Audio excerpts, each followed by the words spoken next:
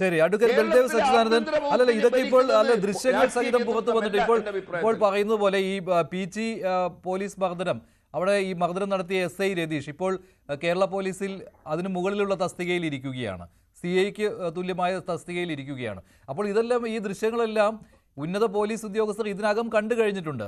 വിവരാവകാശ കമ്മീഷൻ ഈ ഹിയറിങ്ങിന് വിളിക്കുമ്പോൾ ഉയർന്ന പോലീസ് ഉദ്യോഗസ്ഥരാണല്ലോ അവിടെ പോകേണ്ടത്, അതിനുള്ള മറുപടി നൽകേണ്ടതും.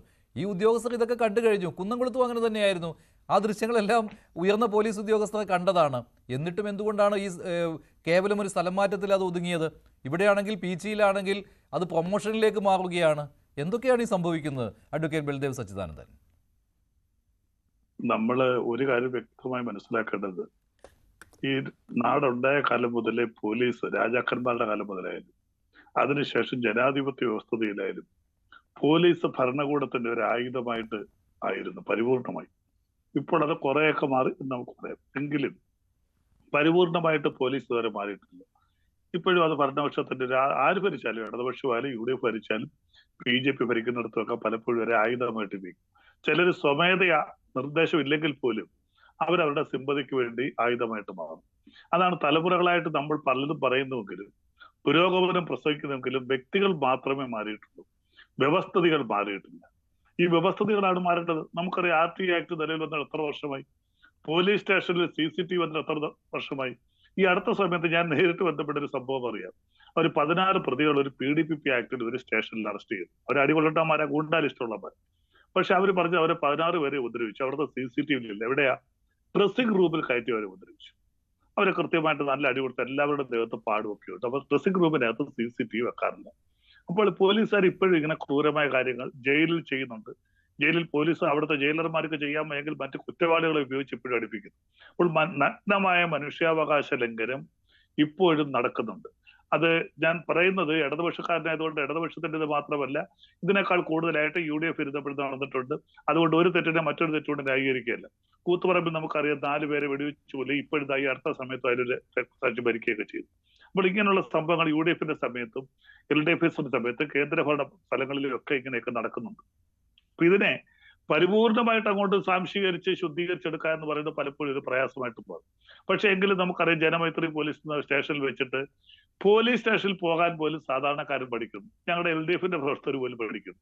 എന്റെ വീട്ടിൽ തന്നെ കൂടുതൽ ആൾക്കാരും വരുന്നത് സ്റ്റേഷനിൽ ഒന്ന് വിളിക്കാവോ എന്ന് ചോദിച്ചാൽ SI അല്ലെങ്കിൽ CI ഒന്ന് വിളിച്ച് പറയണം എന്ന് പറഞ്ഞാണ് വരുന്നത്. കാര്യം അവർക്ക് നേരിട്ട് ഒരു പരാതി കൊടുക്കാനാണ്, പ്രതിയല്ല. പലപ്പോഴും ഒരു പരാതി കൊടുക്കാൻ വരെ പോലീസിനെ ഭയക്കുന്ന ഒരു കാലഘട്ടമാണ്. അങ്ങനെയാണെങ്കിൽ അതിന്റെ ഉത്തരവാദി ആരാണ്? ആഭ്യന്തര വകുപ്പ് ഭരിക്കുന്നയാൾ തന്നെയാണ് അതിന്റെ ഉത്തരവാദി, അതല്ലാതെ പിന്നെ ആരാണ്? ഈ പോലീസിനെതിരെ എന്ത് വിമർശനം ഉണ്ടായാലും പറയുന്ന ഒരു കാര്യമാണ് അത് ഒറ്റപ്പെട്ട സംഭവമാണ് എന്ന്. ആരാണ്? നമ്മുടെ മുഖ്യമന്ത്രി പറയുന്നത് അതാണ്, ഒറ്റപ്പെട്ട സംഭവമാണിത്. മറ്റൊരു കാര്യം കൂടി പറയും, പോലീസിന്റെ മനോവീര്യം തകർക്കുവാനുള്ള നീക്കമാണ് നടക്കുന്നത്, അത് അനുവദിച്ചുകൂടാ എന്ന്. അപ്പോൾ പോലീസിന് ഇങ്ങനെ വളം വെച്ച് കൊടുക്കുന്നത് ആരാണ്?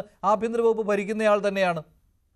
അല്ല, ഞങ്ങള് വക്കീലന്മാരും പോലീസുമായിട്ട് ഒരു സംഘർഷം ഉണ്ടായ സമയമുണ്ട്. കൊല്ലം കോടതിയിൽ വളരെ രൂക്ഷമായ രീതിയിൽ നേരിട്ട് അടിവരെ ഉണ്ടായി വക്കീലന്മാരും പോലീസ്. കേരള ഹൈക്കോടതിയിലും അതുണ്ട്. പോലീസുകാരുടെ സംഘർഷമുണ്ട്, പ്രസ്സുകാരുമായിട്ട് സംഘർഷം ഉണ്ടായിട്ടുണ്ട്.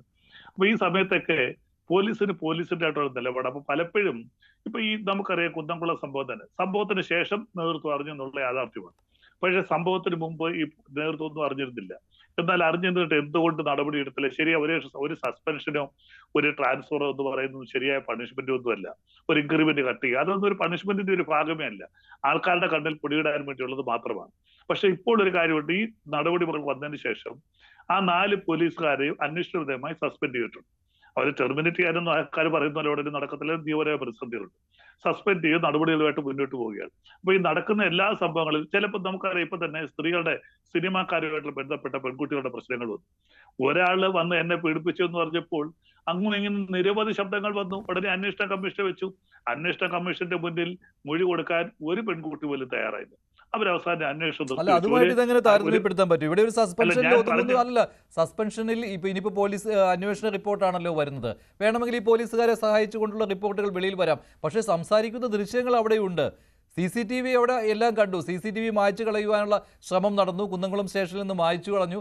പക്ഷേ അത് കമ്മീഷണർ ഓഫീസിൽ സൂക്ഷിച്ചിട്ടുണ്ടായിരുന്നു, SP ഓഫീസിൽ സൂക്ഷിച്ചിട്ടുണ്ടായിരുന്നു.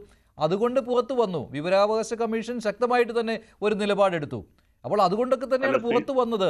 അപ്പോഴും താങ്കൾ പറയുകയാണ് ഇത് സേനയിൽ നിന്ന് പുറത്തു കളയാനൊന്നും പറ്റുകയില്ല എന്ന്. പിന്നെ ഈ പുഴുക്കുത്തുകളെ സേനയിൽ വെച്ചുകൊണ്ടിരിക്കാനാണോ? അല്ല, ഞാൻ കൊടുത്തു കളയാൻ പറ്റില്ല എന്നല്ല പറഞ്ഞു. അതിന് നിയമപരമായ ചില നടപടികളുണ്ട്. ഡയറക്റ്റ് ഒരാളെ ടെർമിനേറ്റ് ചെയ്യാൻ പറ്റില്ല. അതിന് സ്റ്റാറ്റ്യൂട്ടറി ഒബ്ലിഗേഷൻസ് ഉണ്ട്. അതുപോലെ തന്നെ കോൺസ്റ്റിറ്റ്യൂഷണൽ പ്രൊവിഷൻസ് ഉണ്ട്. അതൊക്കെ കംപ്ലൈ ചെയ്ത് മാത്രമേ ഒരാളെ ടെർമിനേറ്റ് ചെയ്യാൻ പറ്റൂ. അപ്പൊ അതവിടെ നിൽക്കട്ടെ. ഇപ്പൊ ഞാൻ പറഞ്ഞത് ഈ CCTV ദൃശ്യങ്ങളൊന്നും ആർക്കും CCTVക്ക് വാട്സപ്പിന്റെ ഒരു പ്രത്യേകതയുണ്ട്. അത് നമുക്ക് നമ്മുടെ കയ്യിൽ നിന്ന് ഡിലീറ്റ് ചെയ്യാൻ പറ്റും. അതിന്റെ സെർവറിൽ നിന്ന് അത് പോയില്ല. എത്ര വർഷം കഴിഞ്ഞാലും അത് പോയില്ല. ഇപ്പൊ നമുക്കറിയാം സ്വപ്നയുമായിട്ട് ബന്ധപ്പെട്ട പ്രശ്നങ്ങളിൽ പഴയ വാട്സപ്പ് ചാറ്റുകളെല്ലാം പുറത്തെടുത്ത് വർഷങ്ങളിലെല്ലാം നമ്മുടെ മൊബൈലിൽ മാത്രമേ നമുക്ക് ഡിലീറ്റ് ചെയ്യാൻ പറ്റൂ. അത് സെർവറിൽ എത്ര വർഷം കഴിഞ്ഞാലും അത് അവിടെ നിലനിൽക്കും. അപ്പൊ ഇവിടെ സംഭവങ്ങളിൽ ഞാൻ അതിൽ നിന്ന് പരിപൂർണ്ണമായിട്ട് ന്യായീകരിക്കുന്നൊന്നുമില്ല. അപ്പൊ ഈ സംഭവങ്ങൾ കേരളത്തിൽ തന്നെ നമുക്കറിയേണ്ട 66,000-ഓളം പോലീസ് ഉദ്യോഗസ്ഥരുണ്ട്. ഇവരിൽ വന്നാൽ ഒരു 4-5% പേരാണ് ഇത്തരത്തിലുള്ള അഴിമതികൾ കാണിക്കുന്നത്, ഇത്തരത്തിലുള്ള കൊടിയ മർദ്ദനങ്ങൾ കാണിക്കുന്നത്. അപ്പൊ അതുകൊണ്ട് പോലീസ് സേനയെ മൊത്തത്തിൽ നമ്മൾ അടിച്ചാക്ഷേപിക്കുന്നതിനോട് നമുക്ക് യോജിപ്പില്ല. പിന്നെ ഈ സംഭവങ്ങളെല്ലാം ചെയ്യുന്നത് ബഹുമാനപ്പെട്ട ആഭ്യന്തരം കൈകാര്യം ചെയ്യുന്ന മുഖ്യമന്ത്രി അറിഞ്ഞുകൊണ്ടാണെന്ന് പറഞ്ഞാൽ അതിനോട് യോജിക്കുന്നില്ല. പക്ഷെ നടപടിയെടുക്കാൻ വൈകിയെന്ന് പറയുന്നത് തെറ്റാണ്.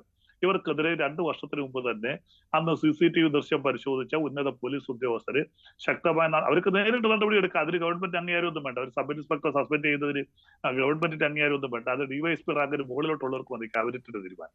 അപ്പോൾ ഒരു സബ് ഇൻസ്പെക്ടർ ഒരാളെ സസ്പെൻഡ് ചെയ്തതിന് അവിടുത്തെ SP-ക്കോ അല്ലെങ്കിൽ കമ്മീഷണർക്കൊക്കെ അധികാരമുള്ളതാണ്. അല്ല, അപ്പൊ ഈ അതൊന്നും PG-യിലെ ചെയ്യാതെ സംഭവത്തിൽ ഇപ്പോൾ SI CA ആണ് മുകളിലത്തെ റാങ്കാണ് കിട്ടിയത്. കുന്നംകുളത്ത് അപ്പോൾ അവർക്ക് സൗകര്യപ്രദമായ സ്ഥലത്തേക്ക് ട്രാൻസ്ഫർ ആണ് കിട്ടിയത്. അന്ന് അവരെ കൂടുതൽ സൗകര്യം എന്റെ നാട്ടുകാരൻ ചവറക്കാരൻ ഒരാളുണ്ടെന്ന് ഈ അടുത്ത സമയത്താണ് ഞാൻ അറിഞ്ഞത്. അദ്ദേഹത്തിന്റെ വീട്ടിലെ കൂടെ യൂത്ത് കോൺഗ്രസ്സുകാർ മാർച്ചൊക്കെ നടത്തിയാണ്. അപ്പൊ വേറെ ചർച്ചയിലിരിക്കുമ്പോഴാണ് അറിഞ്ഞത് ഇങ്ങനെ ചവറിലുള്ള ഒരാൾ ഈ സംഭവത്തിലുണ്ട്. അപ്പൊ സ്ഥലമല്ലല്ലോ പ്രശ്നം. ചവറക്കാരനോ മലപ്പുറത്തുകാരനോ കോഴിക്കോടുകാരനോ എന്നുള്ളതല്ല, ഇവരുടെ പ്രവൃത്തിയാണ്, വ്യക്തിക്കല്ലല്ലോ പ്രാധാന്യം. അപ്പോൾ അത് താങ്കൾ പറഞ്ഞു അത് നടപടി എടുത്തു എന്ന് പറഞ്ഞുകൊണ്ടാണ്. എന്ത് നടപടിയാണ് എടുത്തത്? ഇപ്പോൾ ഈ ദൃശ്യം പുറത്തു വന്നപ്പോഴെങ്കിലും പൊതുസമൂഹത്തിന് ബോധ്യമാകുന്ന രീതിയിലൊരു നടപടിയിലേക്ക് പോകണം. കാരണം ഇതേ ആളുകൾ തന്നെ വീണ്ടും വീണ്ടും ഈ ക്രമസമാധാന പാലനത്തിൽ ഇരിക്കുകയാണ്. അതുകൊണ്ടാണ് പ്രശ്നം. അല്ല, ഇവര് 4 പേരെ സസ്പെൻഡ് ചെയ്ത കുന്നംകുളം സംഭവവുമായി ബന്ധപ്പെട്ട് ബാക്കിയുള്ളവർക്ക് അത് തീർച്ചയായിട്ടും നടപടി ഉണ്ടാകും. പിന്നെ അല്ല, ഇത് ഈ സംഭവം നടന്നിട്ട് കുന്നംകുളം സംഭവം താങ്കൾ പറഞ്ഞുകൊണ്ടാണ്. കുന്നംകുളം സംഭവം തന്നെ നടന്നിട്ട് 2 വർഷമായി. അപ്പോൾ ഈ 2 വർഷവും ഈ മേലാളന്മാർക്ക് അറിയാമായിരുന്നു ഇവർ ഏത് തരത്തിലുള്ള ആളുകളാണെന്ന്. ഈ 2 വർഷവും പിന്നെയും ഇവർ ഈ പാവപ്പെട്ടവരെ തല്ലുവാനുള്ള അവസരം ഉണ്ടാക്കി കൊടുക്കുകയായിരുന്നു. പിന്നെ എത്ര പേരെ തല്ലിയിട്ടില്ല എന്ന് ആർക്കറിയാം?